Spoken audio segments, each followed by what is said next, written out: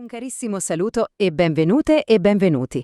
Oggi ci tufferemo insieme nell'affascinante e a tratti sorprendente storia dell'intelligenza artificiale. Ma l'intelligenza artificiale è davvero un'invenzione recente? Molti di noi sarebbero portati a dire di sì. E invece la verità è che il sogno di creare macchine pensanti è antico quasi quanto l'umanità stessa. In questo nostro percorso vedremo proprio questo, un viaggio che parte dai miti greci e arriva fino alla nascita ufficiale dell'IA come scienza. Scopriremo che no, non è affatto un'idea moderna. Allora, partiamo proprio dalle origini, da questo sogno di una mente artificiale. Pensate che già nell'antica Grecia si fantasticava su esseri artificiali. L'esempio più famoso? Forse Talos, il gigante di bronzo creato da Efesto per proteggere l'isola di Creta. Ecco, da questi sogni, da questi miti, faremo un balzo in avanti per vedere come tutto questo è diventato, passo dopo passo, una vera e propria disciplina scientifica. Ed ecco l'alba dell'IA moderna, concentrata in pochi, densissimi anni. Tutto inizia nel 1950. Alan Turing si pone una domanda che cambierà tutto. Le macchine possono pensare? E per rispondere inventa il suo celebre test. Passano appena 5 anni e nel 1955 arriva il Logic Theorist, un programma che incredibilmente riesce a dimostrare teoremi matematici, in pratica imita il ragionamento logico, ma il momento chiave, quello che dà un nome a tutto, è il 1956. Durante un seminario estivo a Dartmouth nasce ufficialmente il termine intelligenza artificiale, quello è il vero punto di partenza. E in quegli anni l'entusiasmo era alle stelle. C'era un'aria di ottimismo pazzesca. Prendiamo Herbert Simon, un premio Nobel, che nel 1965 disse senza mezzi termini: entro 20 anni le macchine faranno tutto quello che fa un uomo. Capite? 20 anni! Lui e altri giganti come Marvin Minsky erano convintissimi che l'intelligenza a livello umano fosse proprio dietro l'angolo. Un ottimismo, diciamolo, un po' sfrenato, che infatti non tarderà a fare i conti con la realtà. Ecco, e qui la storia si fa interessante, perché non dobbiamo immaginare la storia dell'IA come una salita costante, assolutamente no, è più come un'altalena, un ciclo di stagioni. Ci sono state le primavere dell'IA, momenti di euforia, di grandi promesse e fiumi di denaro. E poi, inevitabilmente, sono arrivati gli inverni, periodi di gelo, di delusioni cocenti e di fondi che sparivano. E infatti, eccolo lì, arrivò l'inverno. Negli anni 70, il primo grande inverno dell'IA. Tutto quell'ottimismo andò a sbattere contro un muro. Quale muro? Da una parte i computer dell'epoca, che erano semplicemente troppo poco potenti. Dall'altra la scoperta che il pensiero umano è qualcosa di spaventosamente complesso. I ricercatori capirono che la strada era molto, ma molto più in salita di quanto pensassero. E a proposito di complessità, c'è una scoperta che fa capire tutto benissimo, il paradosso di Moravec. È un'idea quasi assurda se ci pensate. Si è scoperto che per una macchina è più facile imparare a giocare a scacchi come un grande maestro che, non so, imparare a camminare e a riconoscere oggetti come farebbe un bambino piccolo. In pratica, le cose che per noi sono difficili, come la logica pura, per i computer sono facili, e le cose che per noi sono istintive, come vedere e muoversi nel mondo, per loro sono un incubo computazionale. Questa presa di coscienza ha creato una specie di bivio nel mondo della ricerca.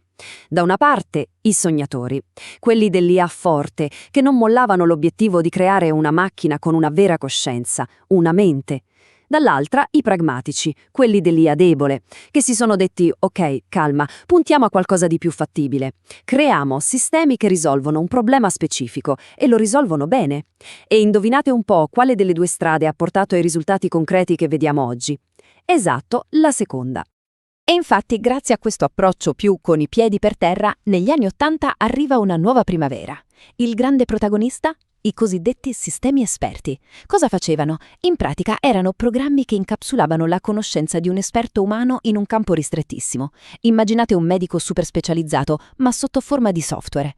Usavano una serie di regole del tipo: se vedi questo sintomo, allora pensa a questa malattia. E funzionavano. Hanno avuto un successo commerciale pazzesco, facendo risparmiare milioni alle aziende e ovviamente riportando entusiasmo e investimenti. Ma come abbiamo imparato, dopo la primavera arriva l'inverno, e anche questa volta non ha fatto eccezione. Il problema stavolta aveva un nome ben preciso: il collo di bottiglia della conoscenza. Il punto debole di quei sistemi esperti era che ogni singola regola doveva essere inserita a mano, intervistando per ore e ore gli esperti umani. Un lavoro titanico, lentissimo, costosissimo. Semplicemente non era un modello sostenibile. E così, boom, secondo inverno dell'IA. Ok, quindi abbiamo visto primavere, inverni, alti e bassi. A un certo punto la domanda sorge spontanea. Cosa è cambiato? Cos'è che ha finalmente rotto questo ciclo infinito di speranza e delusione? Beh, è proprio quello che stiamo per vedere. Stiamo per entrare nell'era attuale, quella che potremmo chiamare la lunga estate dell'IA, l'era della rivoluzione del deep learning. La rivoluzione attuale non è nata da una singola invenzione, ma da una specie di tempesta perfetta, una convergenza di 3 fattori potentissimi. Il primo, i big data. Con Internet all'improvviso abbiamo avuto a disposizione una quantità di dati, testi, immagini, video semplicemente inimmaginabile prima. Secondo, la potenza di calcolo, in particolare le schede grafiche, le GPU, che si sono rivelate perfette per i calcoli dell'IA. E terzo, ma non meno importante, algoritmi migliori, come la backpropagation, che hanno reso possibile addestrare reti neurali enormi e complesse. Mettete insieme questi 3 ingredienti ed ecco servita la rivoluzione. E per capire la portata di questa rivoluzione, basta guardare la velocità con cui sono arrivate le scoperte. Pensateci, nel 97 Deep Blue batte Kasparov a scacchi, grande evento. Poi passano ben 14 anni prima che Watson vinca a Jeopardy, nel 2011. Ma da lì il delirio. Nel 2016, solo 5 anni dopo, AlphaGo sconfigge il campione mondiale di Go, un gioco considerato molto più intuitivo e complesso degli scacchi. E poi, quasi ogni anno, un balzo in avanti pazzesco. GPT-3, Sora, Gemini.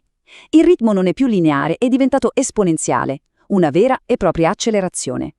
E avere a disposizione un potere del genere, che cresce a questa velocità, ci porta dritti al punto cruciale, le sfide di oggi e soprattutto di domani. Perché, come si suol dire, da un grande potere derivano grandi responsabilità, e aggiungerei domande enormi sul futuro che ci aspetta. Perché, che ce ne rendiamo conto o no, l'IA ha smesso da un pezzo di essere una roba da laboratori di ricerca. È ovunque. È nelle IA generative che usiamo per scrivere o creare immagini, è nei sistemi predittivi di Amazon o Netflix che ci consigliano cosa comprare o guardare, è nelle diagnosi mediche sempre più precise ed è la promessa dietro ai veicoli autonomi. Ormai è parte integrante del nostro mondo. Tutto questo, però, apre un vaso di Pandora di nuove sfide, di domande a cui dobbiamo trovare una risposta. Ad esempio, la spiegabilità. Riusciamo a capire perché un'IA ha preso una decisione e non un'altra? E l'equità. Come facciamo a essere sicuri che questi sistemi non imparino e amplifichino i pregiudizi che già esistono nella nostra società? E ancora, la sicurezza. Come li proteggiamo da chi vuole usarli per fare danni? E la domanda più grande di tutte, come ci assicuriamo che questa intelligenza potentissima rimanga sempre allineata con i nostri valori?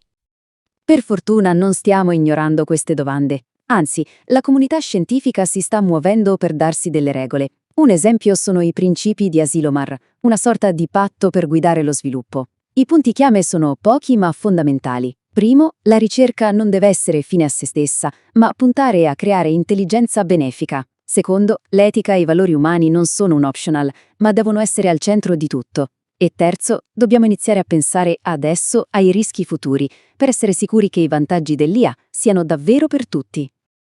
E così siamo arrivati alla fine del nostro viaggio, ma anche all'inizio di un nuovo capitolo. La storia degli IA, come abbiamo visto, è ancora in piena scrittura. E la domanda fondamentale, quella che ci lascia, non è più solo cosa può fare la tecnologia. La vera sfida è diventata molto più profonda, molto più umana. È come possiamo costruire un'intelligenza artificiale che non sia solo potente, ma che sia anche saggia, giusta, che rifletta la parte migliore di noi. La risposta che daremo a questa domanda, tutti insieme, definirà il nostro futuro. Grazie per avermi accompagnata in questo percorso.